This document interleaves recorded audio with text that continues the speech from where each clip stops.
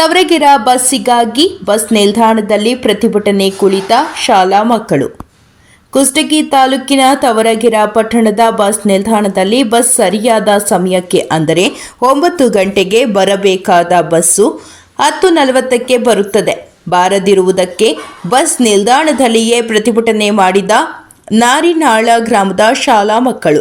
ನಾರಿನಾಳ ಗ್ರಾಮದಿಂದ ತವರಗೆರೆ ಪಟ್ಟಣಕ್ಕೆ ವಿದ್ಯಾಭ್ಯಾಸಕ್ಕಾಗಿ ಹಲವಾರು ವಿದ್ಯಾರ್ಥಿನಿಯರು ಆಗಮಿಸುತ್ತಿದ್ದು, ಆದರೆ ಸರಿಯಾಗಿ ಬಸ್ನ ಸೌಕರ್ಯವಿಲ್ಲದೆ ವಿದ್ಯಾರ್ಥಿಗಳ ಶಿಕ್ಷಣ ಕುಂಠಿತವಾಗುತ್ತದೆ.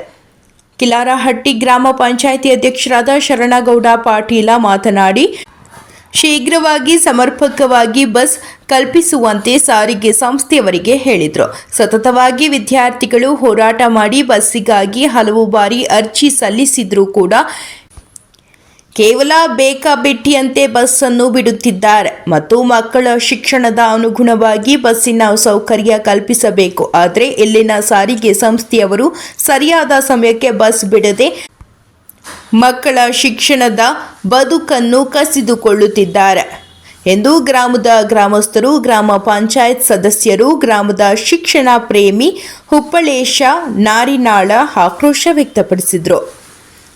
ಮತ್ತು ಇವತ್ತಿನಿಂದ ಸರಿಯಾದ ಸಮಯದಲ್ಲಿ ಬಸ್ ಬಿಡದೆ ಹೋದರೆ ಉಗ್ರ ಪ್ರತಿಭಟನೆ ಮಾಡಲಾಗುವುದು ಎಂದು ಎಚ್ಚರಿಕೆ ನೀಡಿದ್ದಾರೆ. ವರದಿ ಅಮಜಪ್ಪ, ಜಮಲಾಪುರ.